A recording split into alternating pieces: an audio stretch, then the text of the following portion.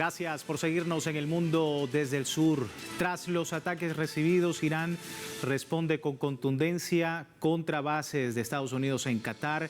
El Cuerpo de Guardianes de la Revolución Islámica interceptó la base aérea de Al-Udeid, la mayor instalación militar estadounidense en la zona. Con esta operación, el mensaje es dejar claro que bajo ninguna circunstancia Irán dejará sin respuesta una violación de la integridad territorial, de la soberanía y la seguridad nacional de ese país persa. Pero bueno, vamos a estar analizando este tema. Antes de recordarles de nuestras redes sociales, a lo largo del día también hemos sondeado la opinión de nuestros usuarios sobre el tema. Algunos de ustedes quizás ya han participado. Sin embargo, aquí tiene el código QR para que usted todavía pueda participar de esta pregunta del día. Irán realizó operación militar Bashar al-Fatah contra la base de Estados Unidos en Qatar. ¿Qué implicaciones tienen las acciones de Estados Unidos contra el país persa? Y luego de esto, bueno, desconfianza diplomática contra Estados Unidos, falsa retórica pacifista de Donald Trump, o Irán no hará concesiones ante más agresiones del ente sionista y de Estados Unidos, que será ahora una amenaza para Oriente Medio. Ahí las opciones. Si no ha participado, puede hacerlo. Más adelante realizamos y asociamos todas las respuestas. Es la pregunta del día y vamos de inmediato con el análisis de lo que en este momento está sucediendo en Oriente Medio. Omar Hassan, analista internacional, profesor universitario, nos apoya para poder entender un poco más este escenario que hemos tenido el día de hoy. Muchísimas gracias por su tiempo. Bienvenido.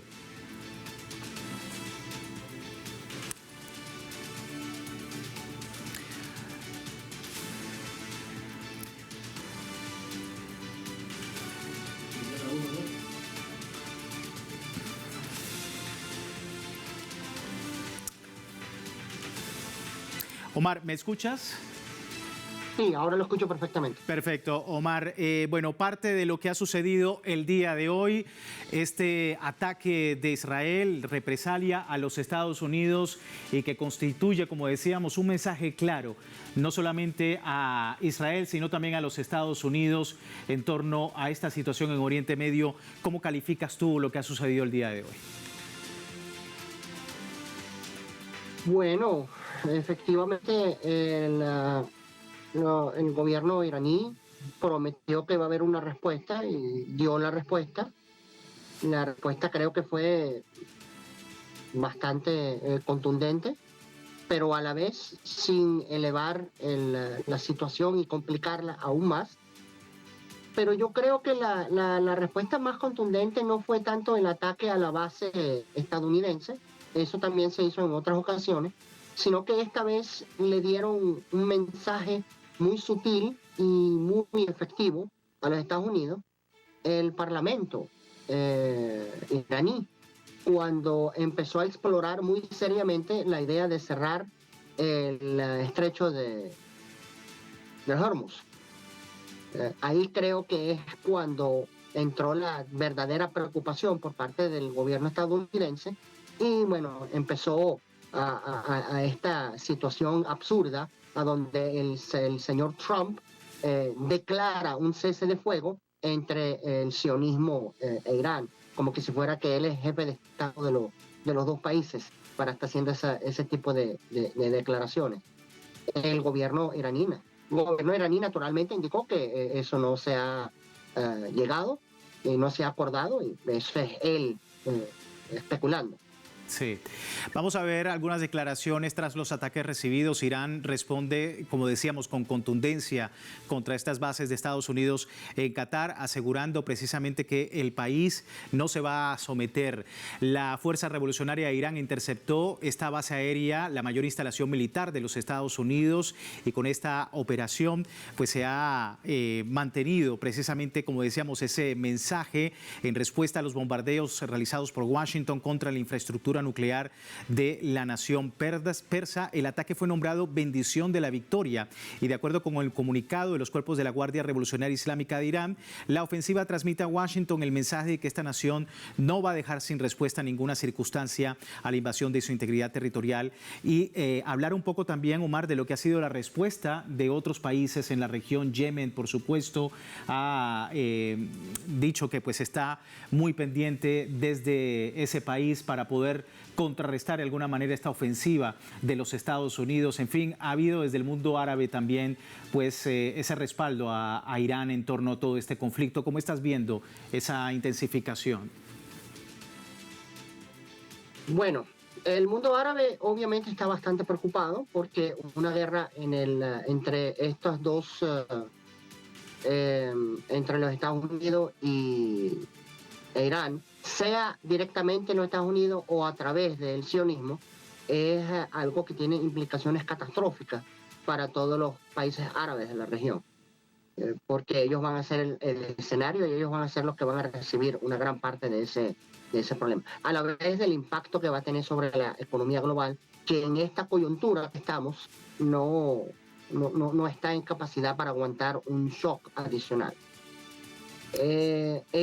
Ellos todos han movilizado para denunciar el ataque sionista, demostraron un frente único, pero en el fin, el que está luchando y el que está poniendo los muertos es Irán. Y Irán está poniendo los muertos desde que empezó el conflicto, desde que empezó el acelerado genocidio de los sionistas contra los palestinos. No hay otra potencia que lo ha hecho. Y bueno, en medio de todo esto está la contradicción desde los Estados Unidos. Donald Trump anuncia un supuesto cese al fuego entre Irán e Israel. Dijo, ha sido plenamente acordado entre Israel e Irán que habrá un alto el fuego total y completo. Lo dice Trump sobre negociaciones que darían paso a un alto al fuego final y que de hecho él mismo calificó el final de una guerra histórica de 12 días, culminando su mensaje, pues también de manera irónica hacía alusión a Irán, Israel y los Estados Unidos. ¿Cómo estás observando también esta reacción de Donald Trump? Bueno, es obviamente que él está interesado en no arrastrar esto en una guerra mucho más larga, que obviamente el gobierno y el pueblo iraní ha demostrado que está dispuesto a hacerlo y que está dispuesto a aguantarlo. Entonces, esto me hace recordar a la postura que asumió el gobierno estadounidense con los Houthis en el Yemen. Dijo muy claramente que los va a destruir, que los va a quemar, y después, como los portaaviones de él, dieron una gira de 180 grados y se echaron para atrás. En este caso yo creo que está pasando lo mismo. Están tratando de calmar las aguas, calmar la situación para poder hacer un cese de fuego a donde después cada potencia pueda alegar que ganó. Los estadounidenses van a decir que ganaron, los sionistas van a decir que ganaron, Irán igualmente va a indicar que ganó, pero aquí es bastante fácil determinar exactamente quién es el que ganó. Y el que ganó es el que se queda. Las otras dos potencias dijeron que van a acabar con el régimen de los ayatolá, van a acabar con el gobierno malvado y van a hacer un cambio de régimen. El señor mismo Trump lo mencionó más de una vez, regime change. ¿Qué va a pasar? Bueno, ese gobierno está más consolidado que nunca porque el pueblo sintió que es un gobierno que está dispuesto a hacer lo posible, incluyendo poner a su máximo líder en condiciones cercanas a la muerte y amenazado de asesinarse para defender la soberanía y el pueblo de Irán. Sí. Entonces, ese gobierno, en vez de perder y salir, ahora está más fortalecido que nunca. Sí, vamos a ver justamente la respuesta de Teherán, que no se ha hecho esperar en torno a este tema. El ministro de Asuntos Exteriores de la República Islámica de Irán, Seyed Abbas Araghchi, reiteró a través de la red social X lo siguiente: como Irán ha dejado claro en repetidas ocasiones, Israel lanzó la guerra contra Irán, no al revés. Por el momento no existe ningún acuerdo sobre un alto el fuego o el cese de las operaciones militares. Sin embargo, siempre que el régimen israelí ponga fin a su agresión ilegal contra el pueblo iraní, a más tardar a las 4 a.m. hora de Teherán, no tenemos ninguna intención de continuar. Nuestra respuesta después, la decisión final sobre el cese de nuestras operaciones militares se tomará más adelante. Esto, Omar, importante porque hemos en nuestro servicio informativo dejado claro también que desde Estados Unidos y desde Israel, pues siempre hay una retórica contradictoria entre lo que decíamos, ¿no? Las acciones de Estados Unidos, las acciones de Israel, y por otro lado lo que medios de comunicación han venido siempre colocando arriba en titulares es precisamente la actitud guerrerista de estos países ahora con otro, digamos, mensaje pacífico que da cuenta precisamente de lo inconstante que es la política exterior de los Estados Unidos. Sí, lo más inconsistente es en las declaraciones del propio primer mandatario, ¿no? Y las acciones, son acciones fuera de lo normal, de lo común y de lo racional incluso, haciendo declaraciones en nombre de otros estados, especialmente estados que acaba de bombardear. O sea, es el colmo de las contradicciones. Bombardea a un estado, mata a unos cuantos, bueno, no sabemos cuántos, los bombardeos estadounidenses, porque no fueron tan letales como ellos alegan, pero hacen todo eso y después empiezan a darle gracias al pueblo y al gobierno iraní. O sea, es un disparate que uno no está acostumbrado. Pero más allá de esa inestabilidad, definitivamente podemos decir que el gobierno iraní ha sido mucho más consistente y coherente en sus posturas y ha dejado claro, él no buscó la guerra, pero definitivamente puede defenderse contra dos contrincantes, que es el sionismo con las armas estadounidenses y los Estados Unidos con armas estadounidenses también. Y el hecho más contundente es que ninguno de ellos quiere seguir. Las últimas declaraciones, tanto del canciller iraní como del gobierno del sionismo, han indicado que cada uno está dispuesto a aceptar un cese de fuego si el otro está de acuerdo. Entonces ya se está tomando esa forma de una posible cese del fuego. Y en estas situaciones no está establecido que se dé el cese del fuego en base a que Irán va a sentarse a firmar un documento que ha redactado en los Estados Unidos. Que eso era supuestamente el objetivo original, de acuerdo a los estadounidenses. Sí, totalmente. Antes de finalizar y despedirte, Omar, rápidamente tu apreciación sobre este llamado al sur global que ha hecho un país como Venezuela para poder aportar de alguna manera y desde el punto de vista diplomático pues una solución en esta cumbre por la paz en Medio Oriente. Bueno, mire, el llamado que está haciendo el presidente Maduro es simplemente un componente o una etapa adicional de una diplomacia bolivariana de paz que ya tiene décadas funcionando en Venezuela. Es una etapa lógica que se toma dentro del marco de un esfuerzo tan amplio y de tantos años de tratar de rescatar lo que quizás ha sido una de las grandes víctimas de toda esta locura que se ha sucedido en los últimos 2 o 3 años, que es la destrucción sistemática del sistema multilateral, de las instituciones internacionales y del derecho internacional, por parte de los Estados Unidos y su enclave en el Medio Oriente, que es el enclave sionista. Venezuela lidera un grupo de amigos de la Carta de las Naciones Unidas justo para ese propósito, para salvar el multilateralismo, para salvar el derecho internacional y para que reine la paz. Por eso es que efectivamente se llama la diplomacia bolivariana de paz. Y de toda esa lógica está haciendo el presidente Maduro una propuesta que es coherente con todos los esfuerzos que han hecho para mantener y fomentar la paz en el sistema internacional.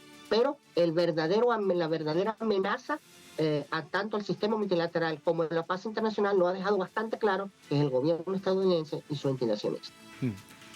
Se entiende el análisis. Omar, muchísimas gracias por tu tiempo. Gracias por explicarnos. Muchísimas gracias. Ahí teníamos entonces a nuestro invitado y con él finalizamos esta primera parte del programa. Recordarle, tiene tiempo todavía de participar en la encuesta que hemos publicado en redes sociales. Aquí tiene el código QR y al final de nuestra emisión analizamos los resultados de lo que ha sido esta represalia, este ataque de Irán contra la agresión no solamente de Israel, sino de los Estados Unidos el día de hoy. Por lo pronto, vamos a una breve pausa. Ya volvemos con más en El Mundo desde el Sur.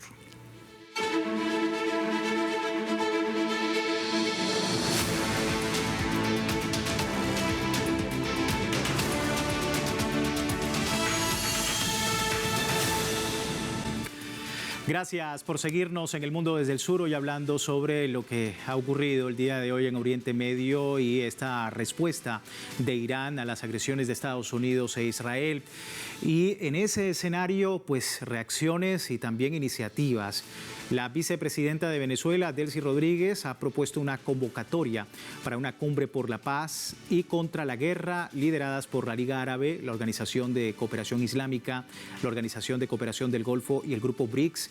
Esto decía, hablando de la iniciativa que en algún momento había mencionado el presidente de esa nación, Nicolás Maduro Moros. Esto decía.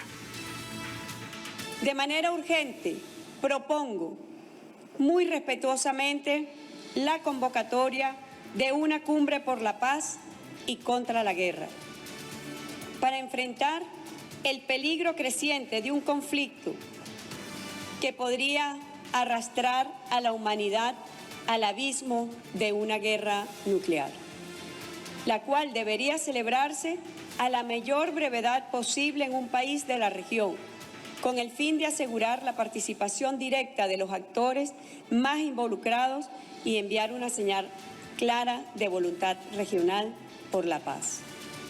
Esta cumbre, creemos que debería estar liderada colectivamente por la Liga Árabe, la Organización de Cooperación Islámica, la Organización de Cooperación del Golfo y los BRICS, con el compromiso de potencias globales de paz como la República Popular China y la Federación de Rusia, contando con la participación plena y activa de las naciones del sur global comprometidas con el multilateralismo y la paz.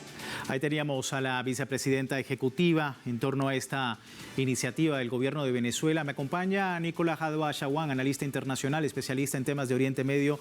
Nicola, muchísimas gracias por tu tiempo nuevamente, gracias por atendernos. No, gracias a ustedes por el contacto, un placer. Igualmente un placer para nosotros y poder entender lo que ocurre en Oriente Medio, pero también de esta iniciativa desde América del Sur y que da a entender esa voluntad política a través de la diplomacia de paz de un país como Venezuela, que pues haciendo un llamado al sur global, la importancia también del sur global para poder tener, digamos, una visión más diplomática de lo que ocurre en Oriente Medio. ¿Tu perspectiva sobre esta iniciativa? Bueno, la iniciativa es una iniciativa que responde a la voluntad de los pueblos del mundo. No sé si responde a la intención de los gobiernos del mundo, porque en los últimos encuentros del Grupo Los Siete, tú ves el culto a la hipocresía, a la mentira, ves las Naciones Unidas, que es una institución que sirve absolutamente para nada, ves todo lo que hay en los organismos internacionales, la Organización de Estado Americano, dedicada a descalificar, a tratar de aislar a Venezuela, Cuba, a Nicaragua. O sea, lo que hay que hacer hoy es una modificación total de los sistemas establecidos a nivel mundial. Eso sí, y desde ese punto de vista lo planteado por la vicepresidenta, evidentemente que adquiere mucho valor porque está haciendo un llamado a un punto de partida donde efectivamente los pueblos pueden ponerse de acuerdo en combatir, pero efectivamente todo lo que significa las guerras. Pero ¿qué vas a hacer tú, por ejemplo, o qué van a hacer los pueblos si cuando Estados Unidos principalmente, o el Estado criminal infanticida, se quiere apropiar de algo de otro país, toda Europa lo aprueba, lo apoyan? Fíjate tú, el Grupo Los Siete, hablando de que Israel, después que Israel le hace un ataque artero a Irán, un ataque traicionero, igual de artero y traicionero como el ataque que hizo Estados Unidos a Irán, porque mientras conversaban y estaban dialogando con Donald Trump para buscar las fórmulas de entendimiento, procede a atacarlo en forma artera. Esto es un puñal por la espalda que le ha dado Israel y le ha dado Estados Unidos a Irán, pero sin embargo, el Grupo de los Siete, donde está Estados Unidos, están las potencias occidentales, sacan la monserga de que Israel tiene derecho a defenderse. ¿A defenderse de qué? Si fue el agresor. Irán no agredió a Israel, Irán no agredió a Estados Unidos. ¿Te das cuenta? Entonces, mientras exista un poder hipócrita, pero que detrás de ese poder hipócrita está el Estado de Israel, porque fíjate, yo lo he repetido en varias oportunidades y es muy fácil de dejar aclarar todo esto, ¿no? Pero 5 familias sionistas controlan el 100% de la banca y el capital financiero norteamericano y controlan el 100% la banca y el capital financiero europeo, exceptuando Rusia. Y controlan toda la banca latinoamericana y el capital financiero latinoamericano. Entonces, el sionismo es quien gobierna a Estados Unidos. Tiene 52.000 transnacionales que controla. Vale decir, y además, fíjate, además que entre los representantes y los senadores norteamericanos existen 84 que tienen doble nacionalidad, israelí y norteamericana. Es imposible que el mundo logre avanzar a la paz o algún entendimiento con ese orden de cosas. Es imposible. Entonces, todo lo que se pueda decir, la única solución que tiene es que los pueblos del tercer mundo se unan para modificar las Naciones Unidas, modificar la Organización de Estados Americanos, para que sirvan a los pueblos y no para que sirvan al imperio y estén santificando las tropelías y los crímenes de lesa humanidad que cometen en distintas partes del mundo. No puede ser que las Naciones Unidas lleve 50 años diciendo que el bloqueo a Cuba es inmoral y debe terminar, y ahí está el bloqueo, ahí sigue. Sí. El bloqueo inmoral a Venezuela, ahí está, ahí sigue. ¿Te das cuenta? Sí, y justamente en ese contexto el llamado a el sur global, y aquí me detengo un poco también, Nicolás, sobre lo que ha resaltado también varios analistas, es el rol del grupo BRICS. Próximamente cumbres de jefes de Estado y de Gobierno muy probablemente aborden pues este tema, y la nación islámica, recordemos, se unió recientemente a este bloque. El papel del grupo BRICS teniendo en cuenta todo este escenario. Mira, la única posibilidad real que tiene el BRICS, y ojo que se les olvida una organización muy poderosa, que es la Organización de Cooperación de Shanghái, que tiene fuerza gigantesca. Entre el BRICS y la Organización de Cooperación de Shanghái pueden dejar fuera al dólar del 65% del comercio del mundo y del 60% de la riqueza del mundo. Pero allí hay que ver si la voluntad política de los pueblos está para crear un sistema bancario independiente del sistema norteamericano, un sistema de comercialización internacional distinto al sistema SWIFT norteamericano, que es controlado por los sionistas. Recién allí se va a poder romper con todos los bloqueos, los países van a tener independencia económica y obviamente detrás de eso va a venir la independencia política. Yo creo que todos los países desean eso. El problema está hasta qué punto sus gobiernos logren avanzar.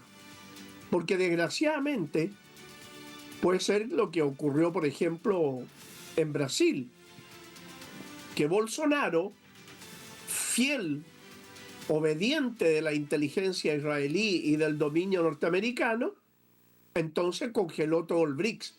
Pero viene Lula da Silva y nuevamente Brasil logra tener el impulso que le da a esa organización. Por lo tanto, estamos en defensa, estamos dependiendo